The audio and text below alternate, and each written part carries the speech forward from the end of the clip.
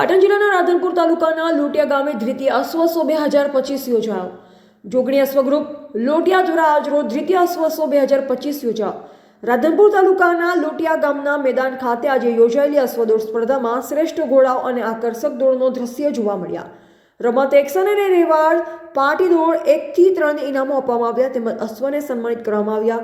Trophy તેમજ પ્રોત્સાહિત ઇનામ આપવામાં આવ્યા. ગુજરાત પ્રદેશમાંથી આવેલા પ્રતિસ્પર્ધીઓએ પોતાનું કૌશલ્ય અને ઘોડાઓની ઝડપી ગતિ પ્રદર્શિત કરી. આ સ્પર્ધામાં મુખ્ય આકર્ષણ ગણવામાં આવેલી 600 મીટર સ્પર્ધામાં રાઇફલ નામની ઘોડીએ વિજેતા બની દર્શકોને મુક્ત કરી દીધા.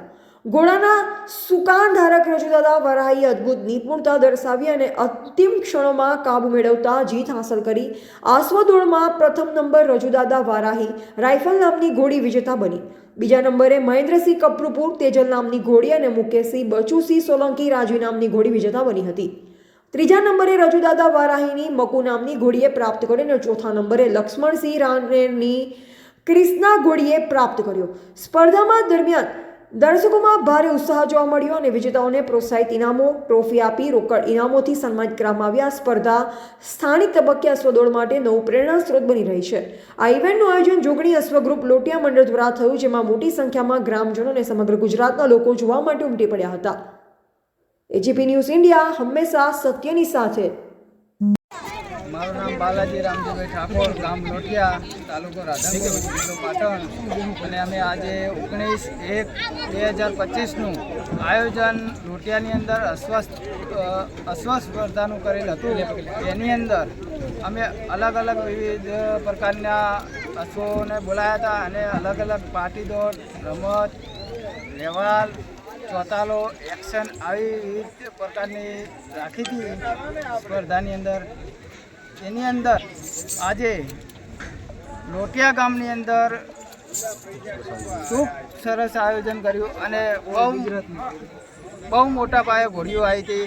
એક્શનની અંદર 25 ઘોડીઓ આવી હતી, ચોતાલાની અંદર 20 ઘોડીઓ આવી હતી, રમતની અંદર 25 ઘોડીઓ આવી હતી, અથવા પાટી દોડની અંદર મોટા પાયે ઘોડીઓ આવી હતી 30 થી 35 ઘોડીઓ, રેવાલની અંદર 20 ઘોડીઓ આવી હતી. આવું અમે આયોજન કર્યું હતું અને આવતી સાલ પણ અમારે આવું જ આયોજન કરવાનું છે.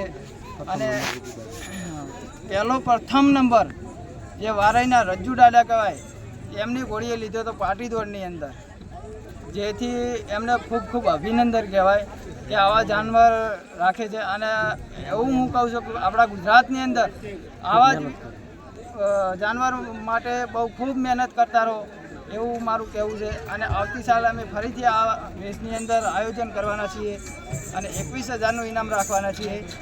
અને આવતીકાલની પરમ દિવસે 21 તારીખે વાવડીની અંદર શરત લાગેલી છે રજુ દાદાના સિદ્ધાર્થસિંહ બાબરથી. એમનું કહેવું છે કે 11,000 રૂપિયા માતાજીના નામથી ત્યાં ઇનામ રાખ્યું છે વાવડીની અંદર.